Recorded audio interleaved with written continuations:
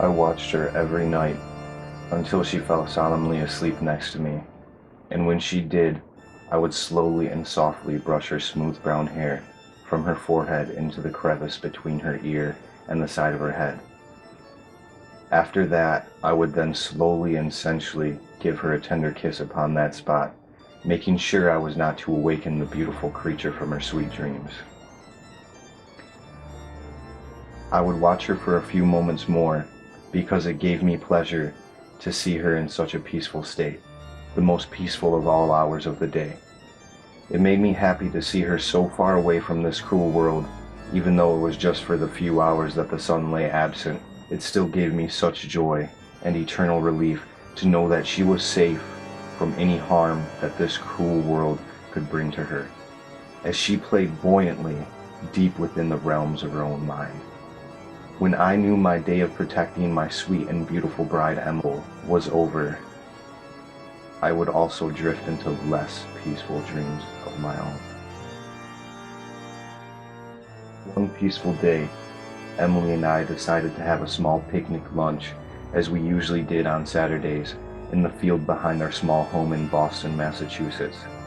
We began to walk out of the back door from our white two-bedroom house, a home which was built by the very hands of my father, my brother, and I in the summer of 1836. Emily and I were still on the verge of trying to fill the other bedroom with a child, but seemingly we were still destined to wait.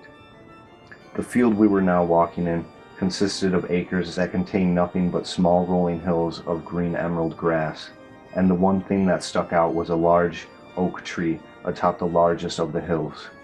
This is where Emily and me, every Saturday, just enjoyed each other's presence.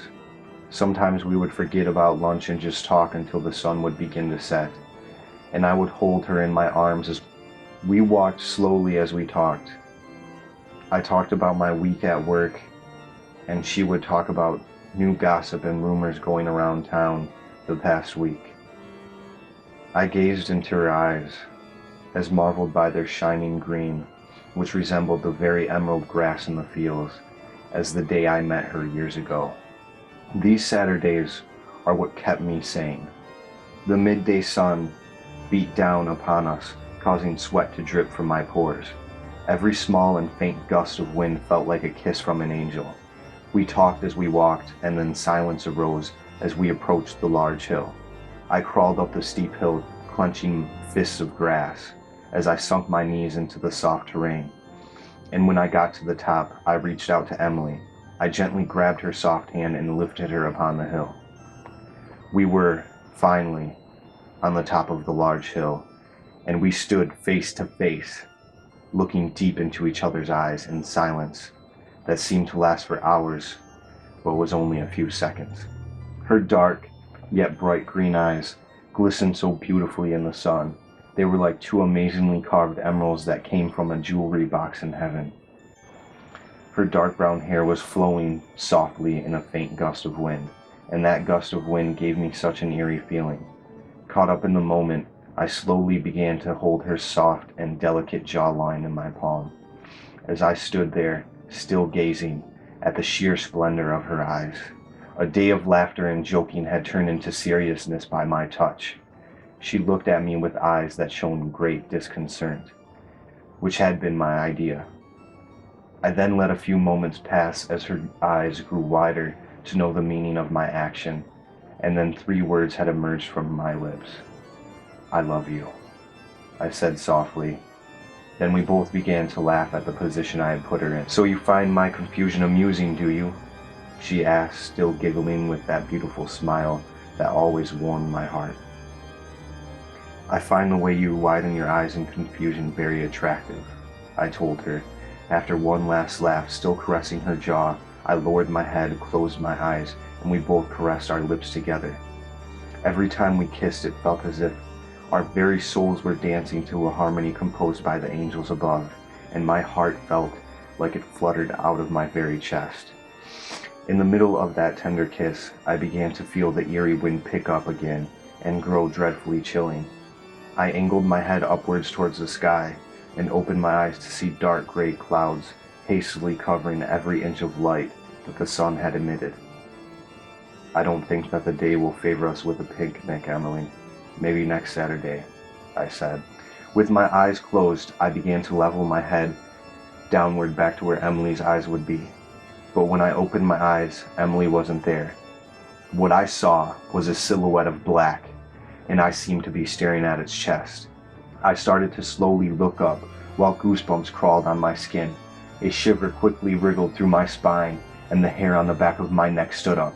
I saw nothing but black, until my eyes pointed towards the face of the figure, which was equally black, except for two large, grotesque, red eyes that were staring at me with such coldness. As soon as I looked into the eyes of the man or creature, it began to grip its frigid hands around my throat.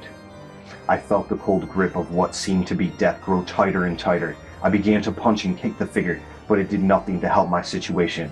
I finally gave up and let the black creature have its way as its grip grew ever tighter around my throat.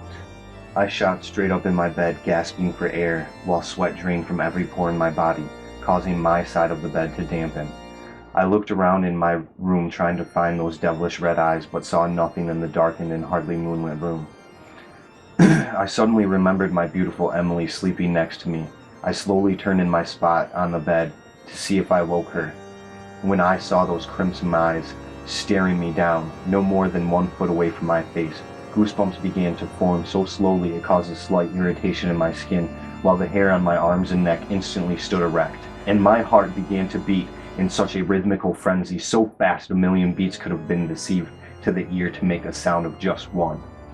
I closed my eyes in fright, expecting to reach a certain demise.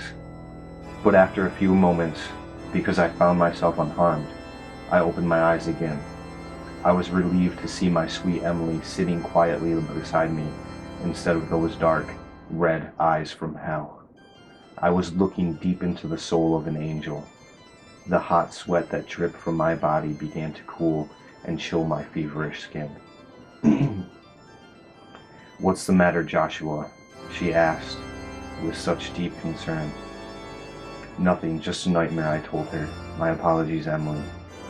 I didn't mean to wake you."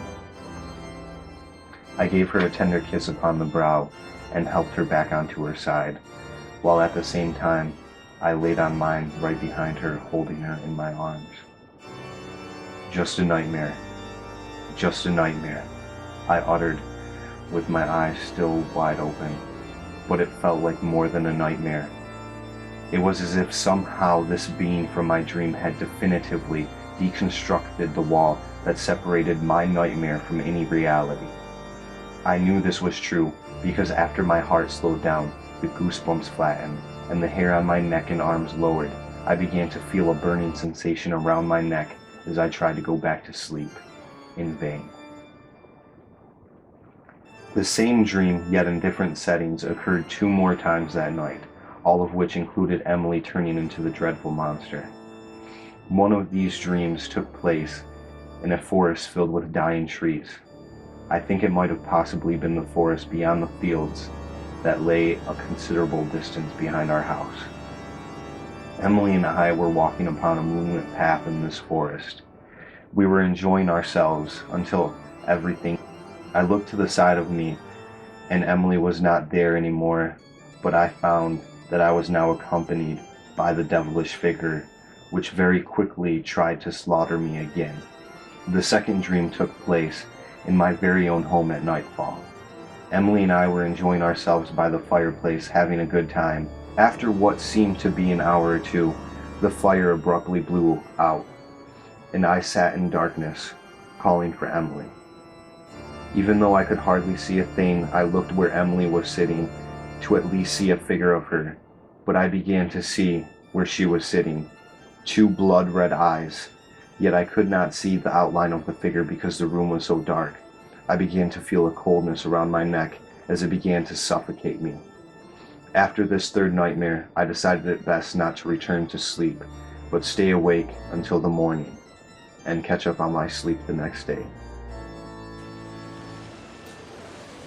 The rays of sun began to slowly peek through my window. Never had I been so happy to see the sun in my life, in such true appreciation for the sight. I began to shiver with excitement. After all the hours of bitter loneliness, it would not be long until Emily would awake. I reveled in such ecstasy when I got up slowly from my bed and walked to my bedroom window, happy to see the harmony of the orange, yellow, and pink along the emerald horizon. While I beheld for a few moments the splendorous beauty of the dawn that lay before me, I snapped out of my nature-induced trance, remembering that soon Emily would awake. It may have been my primitive masculinity, but I could not tell Emily the reason that I was awake so early. I couldn't tell her that I was afraid to go to sleep. I slowly crept my way back across the room to my bed, making sure that I would not make any noise, because I knew at these early hours it would be easy to wake her. I tried to get onto the bed even slower, so slow that it was almost as if I wasn't moving at all. But before I could even get into bed, Emily rolled over as she usually would every morning to give me a kiss upon my forehead that would awaken me. But I was not fully on the bed. When she found I wasn't there, she looked up at me, and my heart sank. "What are you doing up so early?" she asked me in such a soft tone of voice. I wasn't going to lie to the woman that I loved so much. The reader may think that I would because of my earlier action. The reason I tried to get into bed so sneakily was to avoid the question that had just arose, so I would not have to tell her the truth. The nightmare occurred again. I paused. 2 times. Each time it was a black silhouette, and each time it placed its hands around my neck and began to choke me. I could still feel the burning sensation around my neck when I awoke. I was too petrified to go back to sleep. I got back into bed, lying right beside her, face to face. "Are you okay?" she asked me. I could hear the concern in her voice. "I am. Just exhausted," I replied as I let out a yawn. "We'll try to go back to sleep again, and I'll wake you when breakfast is ready," she said. "All right," I whispered. "You are the best wife I could ever dream of having. Did you know that, Emily? I couldn't imagine a day without you. If the angels above ever took you from me, I would follow briskly behind you." "Don't ever say that." She became irritated. "If the angels above were to take me from you, I would want you to live your days until it was your time to go. You have no say in the matter. Only the heavens above have that right. I would want you to live your days until it was your time to go. You have no say in the matter. Only the heavens above have that right. But without you, I shall have no reason to live. I would be lost," I replied to her angered statement. "There was always a reason to live, Joshua, and it would take time, but you would find your way," she said in a softer tone. And at that last word, she leaned in and gave me a soft kiss upon my lips. She then proceeded to get me out of bed. And at that last word, she leaned in and gave me a soft kiss upon my lips. She then proceeded to get out of bed. When she got to the doorway, she turned around. "Sweet dreams," she said with sincerity. At those last words, she walked out of sight. I could hear the stairs slowly creak as she walked down them. "I hope," I whispered to myself as I pulled the bedding over me. The day turned out to be a chilling and rainy one in the middle of autumn. I looked outside the living room window at noon, and it seemed almost dark enough to be nighttime. The rain began to hit harder and harder on the window, as if stones were being thrown at it. The trees were almost fully deprived of their beautiful orange, red, yellow, and brown leaves. I saw those leaves in piles and heaps under the trees' naked branches on the ground. But those beautiful piles soon fluttered away in the storm's gusty winds. I felt a soft touch on my back as a gesture to motion me to turn around. I looked behind me, wishing to see Emily, but instead, I was staring into that damned devil's red eyes. I let out a soft shudder, which was the loudest sound my shocked and frozen body would let me make. The creature, with no warning, very hastily slapped the side of my face so hard it shot me straight to the ground.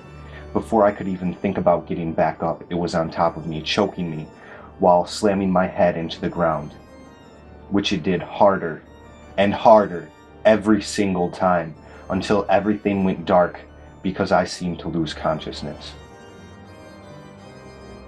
It was yet another one of those damn dreams I found myself again waking up from in a terrible sweat. I was so horribly frightened when I awoke that I found myself upon the floor having convulsions.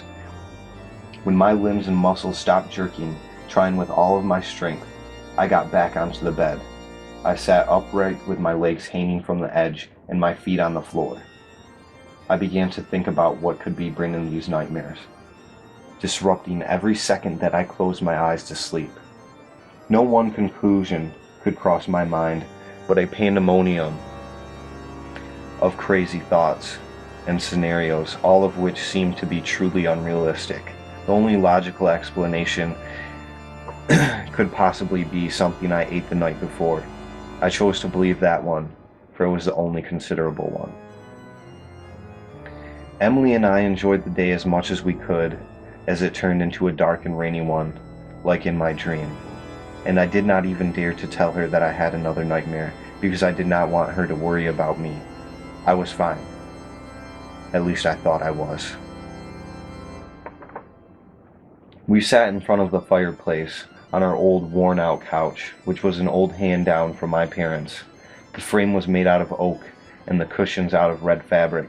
The cushions had a few holes in them, but it was still a really comfortable piece of furniture.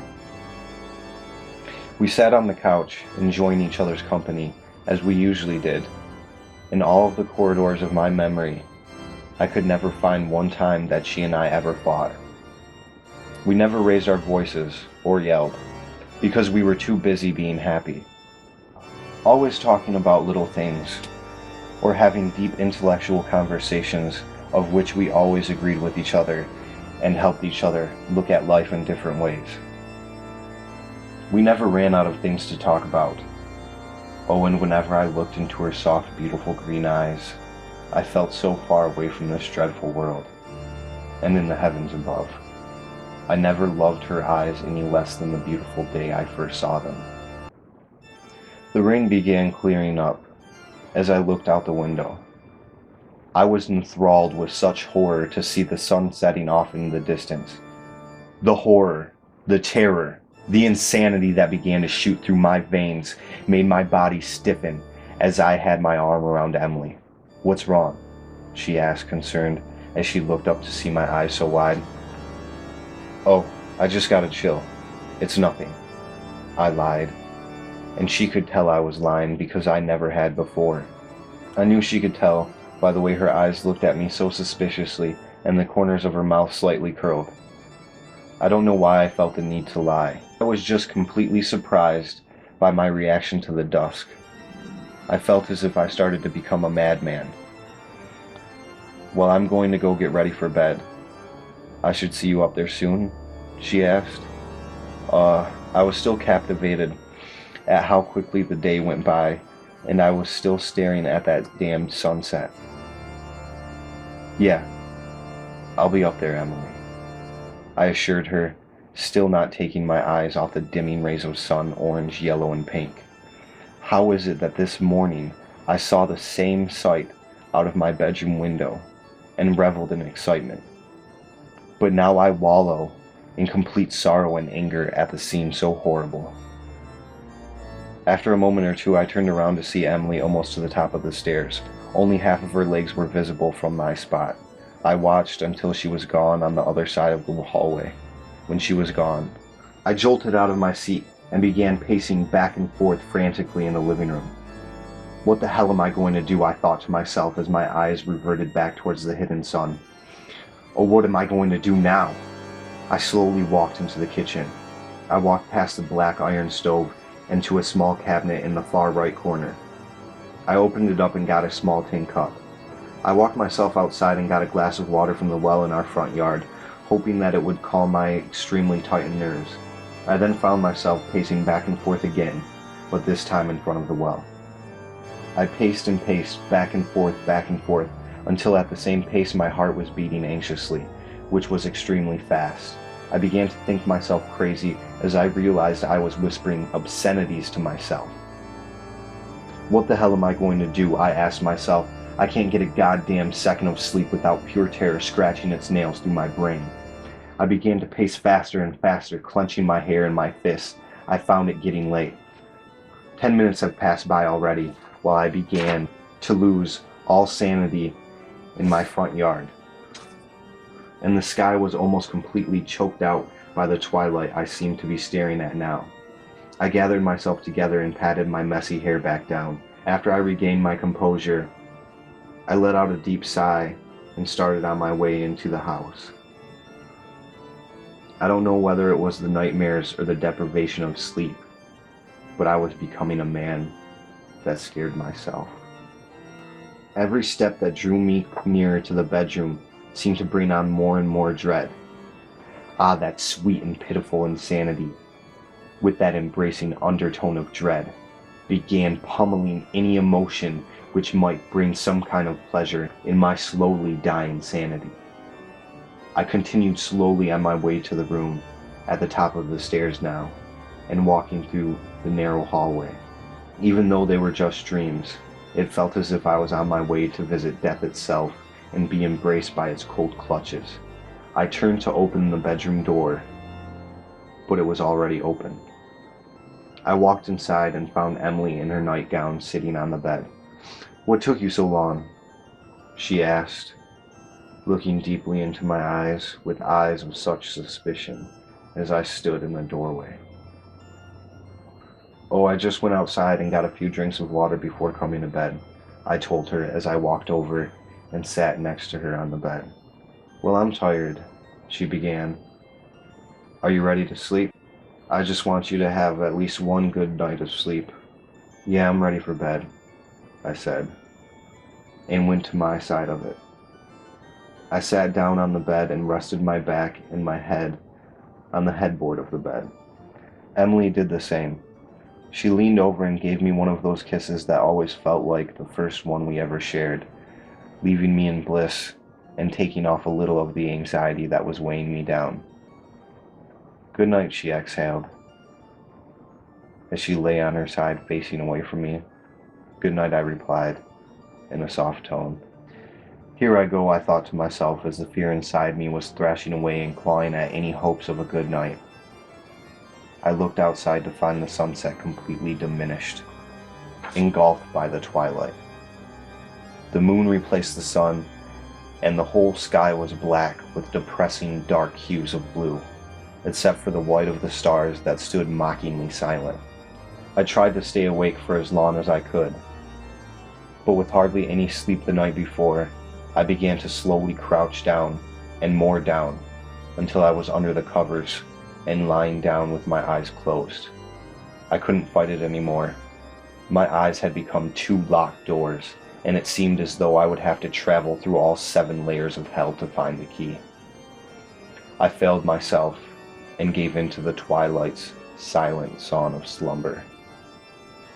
I woke up horrified as soon as I went to sleep, for the same reason that I had been awoken in fright so many times in the past 24 hours, the reoccurring nightmare.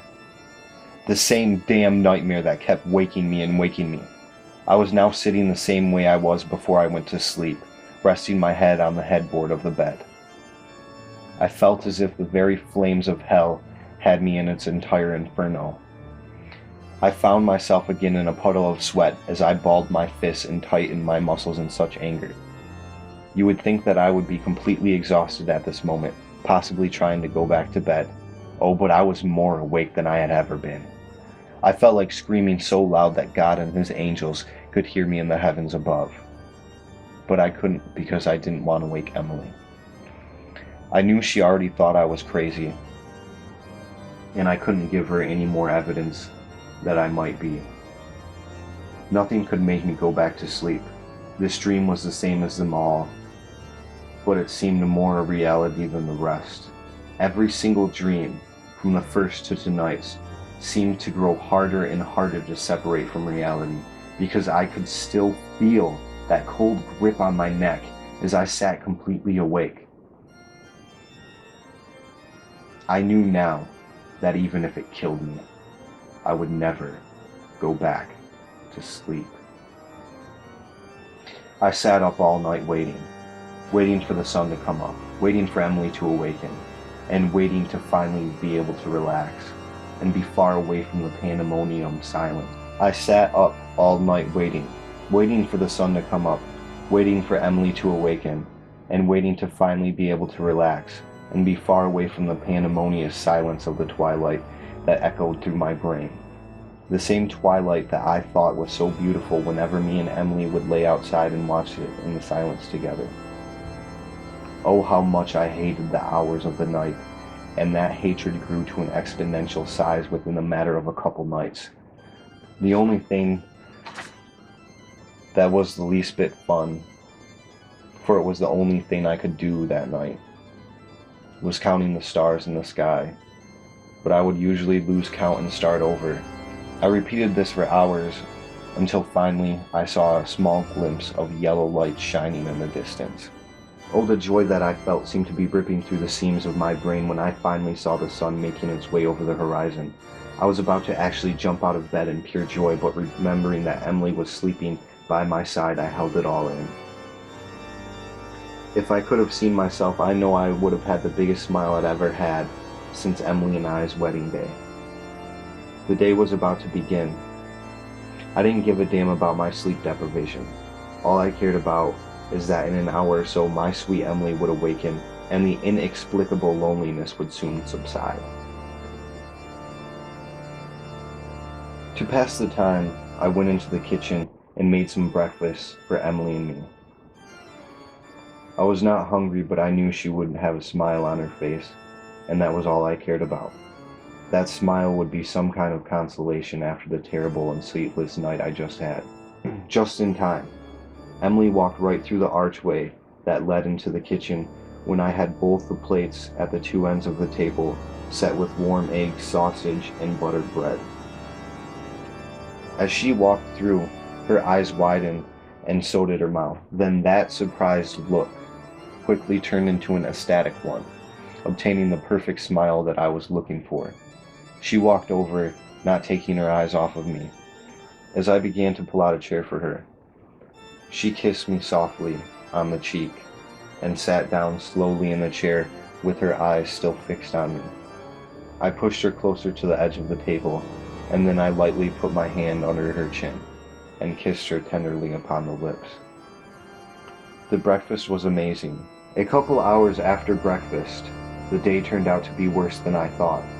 The sleep deprivation began to make me feel sick and weak. I looked in the bathroom mirror.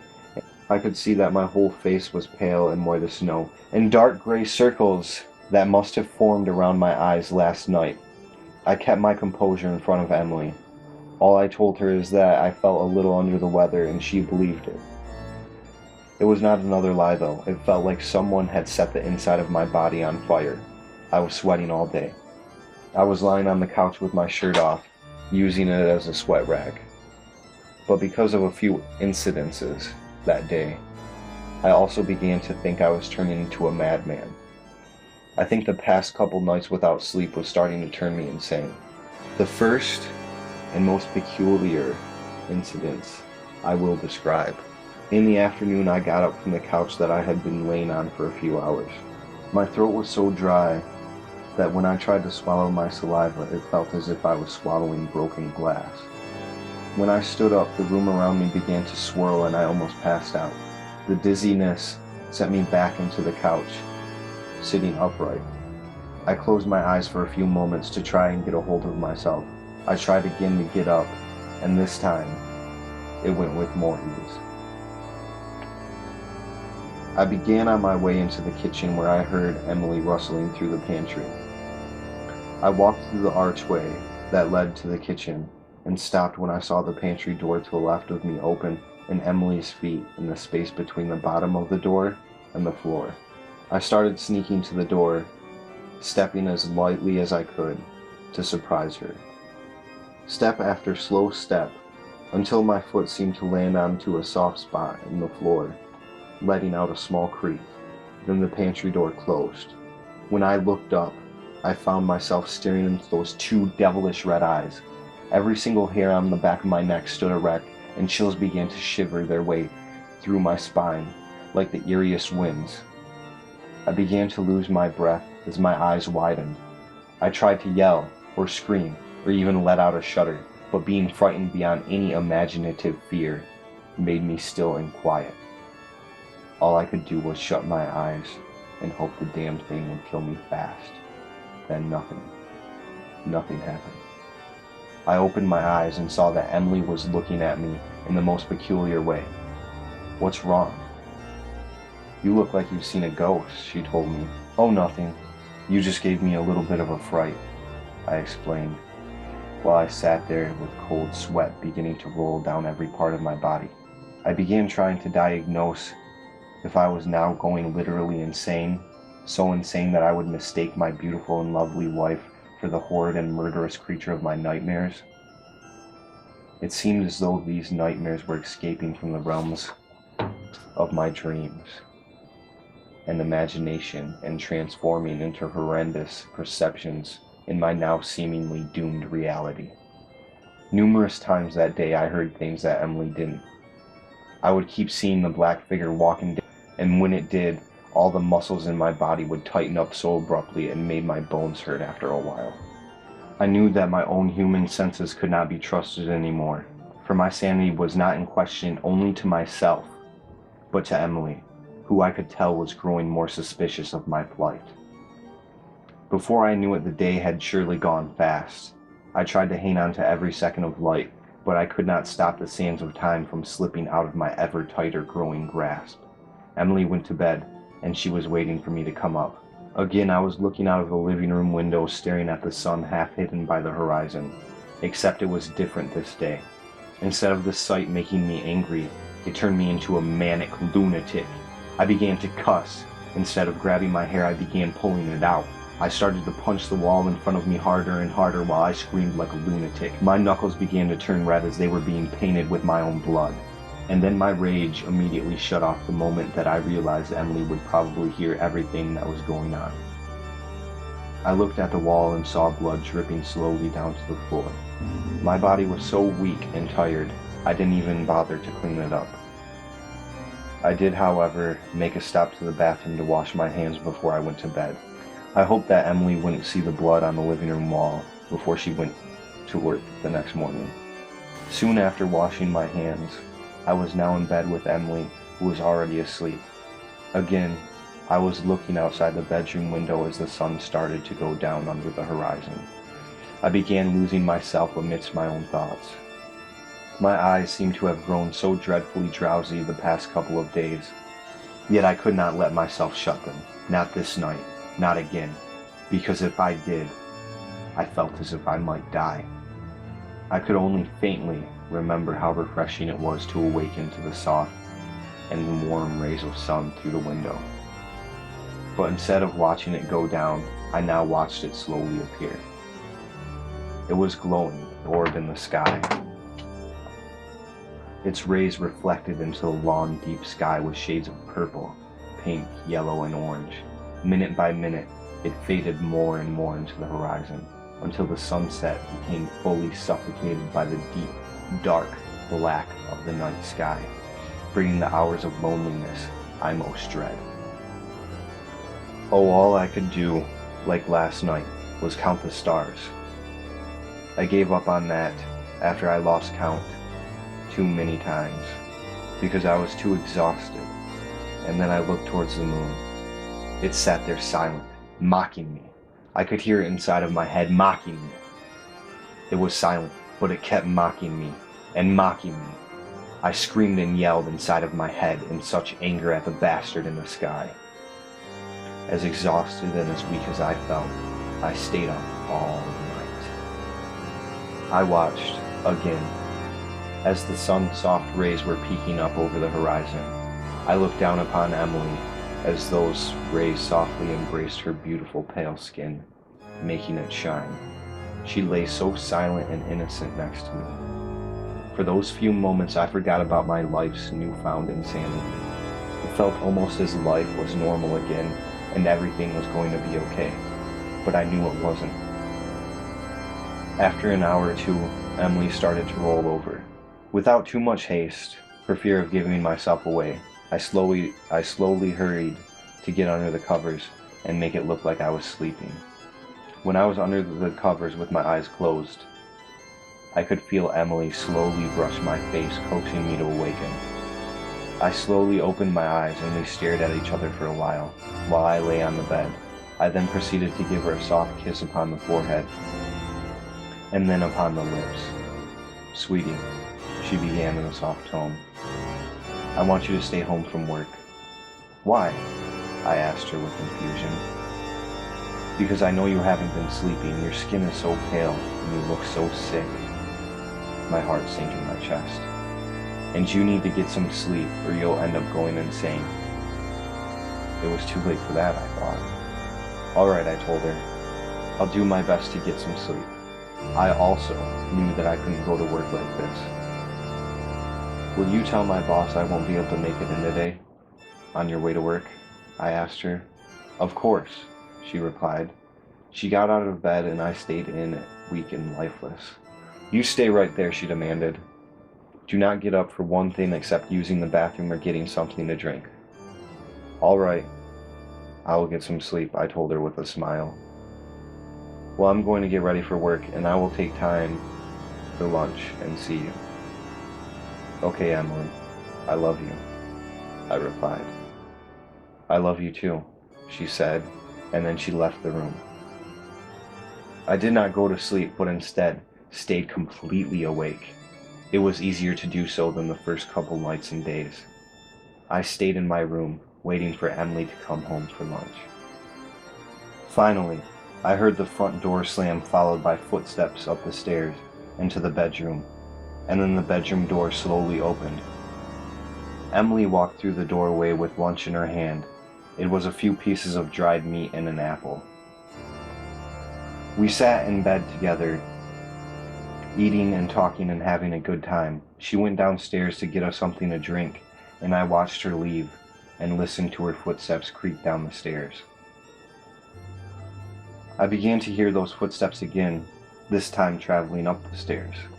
And then I looked up to see my Emily, but it was that black figure again, staring at me. It began to sprint towards me, and before I knew it, it was on top of me. This was not a dream. I could tell the difference between a dream and reality, and this was not a dream. The figure began striking me with all of its might in the side of my head. The pain was indescribable. It felt as if the figure was punching an actual hole through my head. Again and again, harder and harder, faster and faster it hit me. I felt myself lost in the considerable amount of pain and horror that coveted me. And the moment that I did, I woke up once again in a deep sweat, and I felt hotter than any flame the devil could ever dream of. I got out of bed and began to walk downstairs. I looked at the old oak grandfather clock beside the front door, and I found that it was close to 1 o'clock. I began to look around the house for Emily. Then I began to hear a faint, screeching noise traveling from the back room. So I walked quickly to the room to see why the sound had emitted. Exactly when I opened the door, I saw the dark figure dart from right to left across the room. I looked to the left and saw nothing was there except for a few bookcases and a few tools. After searching the house, I found that Emily must have left for work after finding me asleep.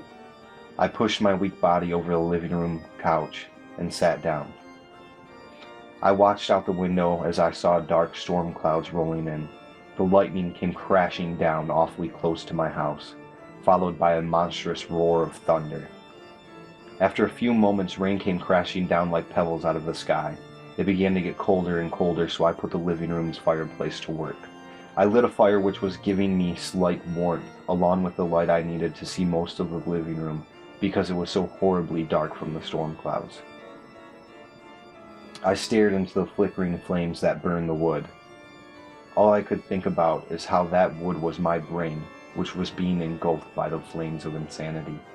I kept watching as the flames would pop and crack. The flames of the fire started to begin dimming and dying out. I got up slowly to grab the fire poker so I could turn and push the wood around to bring life back to it. I began to feel dizzy, and I fell to the floor with a humongous thud. I was too weak and so horribly tired that I couldn't get up, so I just closed my eyes and relaxed on the floor for a while. After a few moments, I tried with all the strength that I had left to get back up.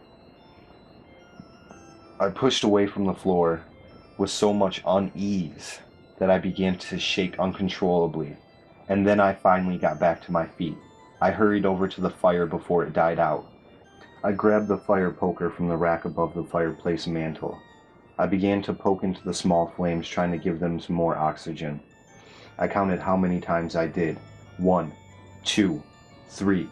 Then right after the third poke, the small flames grew into a vengeful inferno. The flames grew so thick and began to reach their way out of the fireplace. I sat in awe. I didn't know what to do. But I did know that if I didn't stop these flames, the whole house would become a victim to their ravenous wrath. Then the flames became so large that I stumbled back to get away from the searing heat. I kept watching. I did nothing because there was nothing to do at this point. I became weak from standing and went to the nearest place I could sit, upon the couch. When I sat, I kept my eyes on the flames. They did not grow big enough to reach the walls of my home, so I sat there looking and hoping my house would not burn down. I looked deeply into the fire, and a few moments later, I began to see 2 spots of red emitting from deep inside it. Those small spots of red grew into 2 large eyes, the same eyes that I had been seeing the past few dreadful and horrid days. They seemed to be growing bigger and bigger. I was too tired to become horrified like I usually would. I was too tired to even move. Those eyes came lunging at me out of the fire, along with a black silhouette attached to them, with such quickness that my mind couldn't even process what was now happening. It began to slowly, but so firmly, place its cold hands once again around my neck. I tried with all my might to move, but either I was too weak or too tired to do so. I tried with all of my might to move, but either I was too weak to do so, or it was too strong. I balled my fist so tight, I could have broken the bones in my hand. I began to hit the godforsaken creature in the side of my face with all of my might, but it didn't do anything. Every punch made its grip get tighter and tighter around my throat. I started to hear the grandfather clock. Ding, dong, ding, dong, ding, dong. I found myself on that spot upon the floor where I had fallen when I was struck with that dizziness. I looked around the dark room with such confusion. I saw a small bit of smoke coming from the fireplace, where there were just a few small embers still lit. I heard a loud roar of thunder which seemed to have shaken the whole house. That woke me up even more. I got to my feet and slowly walked over to the clock and saw that it was 3:05 in the afternoon. Emily would be home at 6 o'clock, so I had only a few hours of this bitter loneliness left. I waited, curled up in a ball on the couch. My senses of hearing and vision started to become heightened. You would think not, because I was so damn drowsy. But I could see things more clearly, and I could hear things louder than they had ever been. But along with the heightened senses, which grew by the minute, insanity followed closely behind them. I could have heard a mouse tiptoe upon the floor and see him from a mile away. I was glad. I needed to keep my senses heightened, so I would be ready for the next time I saw that beast's red eyes. The next time it will die, I will do whatever it takes to get 1 ounce of uninterrupted sleep, I thought to myself. It was almost time for Emily to come home, so I sat and watched the front door. The silence was then broken by horrid screeching. The godforsaken screeching pierced my ears like a dagger. It began to pulsate through my brain. It throbbed so painfully, echoing through my skull. It came, then gone. It came, then gone. It came, then gone. It came, then gone. It came, then gone. It came, then gone. It became so unbelievably painful that I screamed obscenities in the air and began lunging around, holding my head so tightly to try and get the screeching that was drilling through my brain out. The screeching was making me go from insane to completely mad. It grinded through my brain, which throbbed so heavily it felt as if I would crack my own skull completely open. I began to punch walls. I even began to punch my own head in pure blissful insanity. Then the screeching suddenly stopped, and so did I. After a few moments, I saw the front door's handle slowly turn, and then the door began to slowly creak open. I watched cautiously, ready for anything. I watched the door as it opened slower, and slower. I kept watching. Then, before I knew it, I saw that tall, dark black figure begin to slowly make its way through the crack in the door. I fled in terror, tripping over myself. I quickly got back onto my feet, not daring to take the time and look back. I began quickly on my way into the kitchen. When I got through the archway, I saw a knife that shined on the kitchen table. Oh, how it shined! When a bolt of lightning touched down outside the window, it shined with such a beautiful glimmer on the table, and oh, how it made me smile so much. When the thunder sounded so horribly loud, it jolted me to grab that beautiful knife. I grabbed it and hurried my way over to the pantry door and opened it. I stepped inside and closed the door, but I did not shut it completely. I left a small crack large enough for me to see through, but not be seen. I realized that I was short of breath and breathing oh so very hard. I hurried to try and keep my lungs still, and it worked. I was so dreadfully scared, but I was so dreadfully happy that today would be the day that the figure would die. I would soon be able to sleep next to my sweet Emily once again. I would be able to awaken with her in my arms and be so far away from the trouble of this horrid world and in the heavens above. My mind stopped racing when I started to hear such loud thuds echoing through the house. The thuds were so loud they began to pound through my brain with such unreal force my body began to tremble. The thuds grew louder and louder. I was about to scream in pure agony when I realized that I could not give away my whereabouts to that damn creature. Soon, through the crack I left in the pantry door, I saw the back of the figure. Oh, and how my hatred grew even more for the damn thing when I noticed that its black likeness resembled and reminded me so much of the dark loneliness of the night. I don't know if it was out of happiness, fear, or just insanity, but I let out a shudder. A quick and soft, yet hearable shudder. Then the figure began to slowly turn around and I saw those crimson red eyes. Those eyes reminded me of the sun that I would watch come up. It had the same shades of crimson red as the eyes of the beast that stood so near to me now. Those eyes mocked me and teased me, and one thing nothing or anyone should do is mock or tease a man who is now lost in complete, in pure insanity. I snapped. I quickly, with all of my might, opened the door, smacking the figure in the head, which sent it onto the ground with a large thud. I quickly followed after it. Still wielding the knife, I jumped on top of the figure. Oh, how extremely happy I was at this moment, when all of the adrenaline in my body could ever produce seeped its way into my veins so quickly. I felt so warm after a long day of cold loneliness. With knife in hand, I ripped through the figure, feeling its flesh tear through small miniature vibrations in the knife. Those vibrations made me feel so awake that I let out a loud giggle. I kept my hand with a firm grip on the knife while I twisted it inside of the creature. Hearing its inside spurt and splatter, I began to feel a warm liquid caress my hand, and that sent me into a manic frenzy. I closed my eyes and began to stab the figure over and over, harder and harder, in its chest and stomach.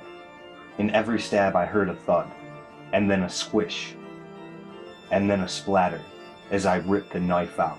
Oh, the thud, squish, and splatter became music to my ears. It was a constant rhythmical tune. I felt that warm liquid, which could only be identified as blood, fly onto my face, chest, and arms. Every time that blood hit my face, it kept me motivated to get the deed done. I remember as the blood had once splattered upon my mouth, I licked my lips as if enjoying the sweetest wine anyone could offer. I stabbed, counting every single time I did so. I stabbed until I lost all feeling in my arm. I stabbed the figure 71 times. I threw the blood-soaked knife across the room with the little strength I had left in my arm, so tired and weary, working so hard. I stumbled to get onto my feet. I grabbed the kitchen table to be able to do so. When I got onto my feet, I was somewhat afraid to, but I opened my eyes to see my accomplishment. When I did, I dropped back down to the ground in pure shock, horror, and terror at the macabre and grotesque scene. The black figure was not upon the floor, dead, like I had expected. Instead, it was the body of my sweet Emily. Her body lay lifeless, drenched in blood, and ripped horribly apart like the sanity from my brain. She lay lifeless in a sea of her own crimson blood. I looked around and saw spots of blood all over the wall next to her, which were slowly dripping down to meet the one on the floor. I couldn't even come close to believing what I had done, even though the evidence was right in front of me. I looked at her face, which was the only thing not ripped apart and completely mangled, but it did have small puddles of blood upon it. Her eyes, still open, were staring at me. Oh, those beautiful green eyes which glimmered and shined so full of life, now stood dead, pale, and full of sorrow by my criminally insane actions. I couldn't believe it. I turned my head in grief and pity at what I had done. I could not see Emily like this. The moment that I turned my head, all the hairs on the back of my neck stood straight, while an ice-cold chill wriggled its way through my spine. Because I saw, out of my own two deceiving eyes, that dark devil figure and its blood-red eyes staring a hole into my broken soul.